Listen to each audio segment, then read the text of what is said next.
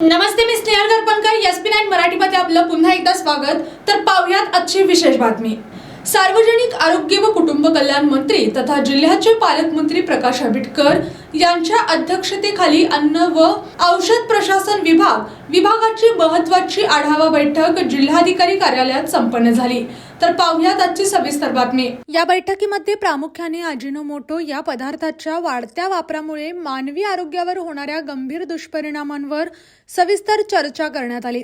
Hotel व्यावसायिक आणि खाद्यपदार्थ विक्रेत्यांकडून याचा वापर मोठ्या प्रमाणात होत असून त्याचे आरोग्यावर घातक असलेले स्वरूप सर्वसामान्य जनतेपर्यंत पोहोचवण्यासाठी व्यापक जनजागृती मोहीम राबवण्याच्या सूचना यावेळी देण्यात आल्या. तसेच या पदार्थाच्या विक्रीवर आणि वापरावर कायदेशीररित्या बंदी आणण्यासाठी कोणत्या तांत्रिक व प्रशासकीय तरतुदी करता येतील याचा सखोल आढावा घेण्याचे निर्देशही संबंधित विभागांना देण्यात आले. या बैठकीस खासदार शाहू छत्रपती, खासदार धाराशील माने, जिल्हाधिकारी डॉक्टर विजय राठोड, निवासी उपजिल्हाधिकारी गजानन गुरव, शासकीय महाविद्यालयाचे अधिष्ठाता, जिल्हा आरोग्य अधिकारी, जिल्हा शल्यचिकित्सक, आहार तज्ज्ञ तसेच अन्न व औषध प्रशासन विभागाचे सहाय्यक आयुक्त उदय लोहकरे व इतर परिमंडळाचे अधिकारी उपस्थित होते.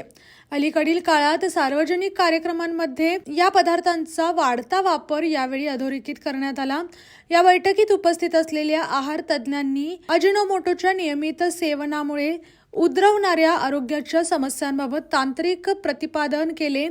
हा पदार्थ चवीसाठी आकर्षक वाटत असला तरी तो मेंदूच्या कार्यक्षमतेवर परिणाम करू शकतो, असा इशारा तज्ज्ञांनी दिला.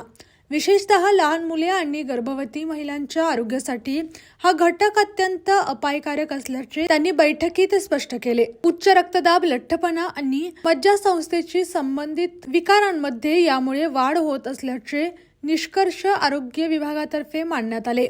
या धोक्याची गांभीर्याने दखल घेत अन्न व औषध प्रशासनाने प्रत्येक खाद्यपदार्थाच्या पाकिटावर किंवा हॉटेलमधील फलकांवर याच्या वापराबाबत स्पष्ट माहिती देण्याबाबत कठोर भूमिका घ्यावी, अशी आग्रही मागणी बैठकीत करण्यात आली. अन्न व औषध प्रशासन विभागाने यापुढे संयुक्तपणे मोहीम राबवून बाजारपेठेत उपलब्ध असलेल्या अन्नपदार्थांची तपासणी करावी, असे या बैठकीत ठरवण्यात आले. अन्न सुरक्षा मानकांनुसार अजिनोमोटोची भेसळ किंवा अतिरिक्त वापर होतोय का यावर लक्ष केंद्रित करावे, असे सांगण्यात आले. नागरिकांनी देखील बाहेरचे अन्नपदार्थ घेताना आरोग्याची काळजी घ्यावी आणि अशा अपायकारक घटकांबाबत जागरूक राहावे, असे आवाहन यावेळी प्रशासनाच्या वतीने करण्यात आले. जिल्ह्यात खाद्यपदार्थांमधील भेसळ व प्रमाण तपासणीसाठी आवश्यक NABL प्रयोगशाळा कोल्हापूर शहरात सुरू करण्याचेही यावेळी मंत्री महोदयांनी आश्वासन दिले.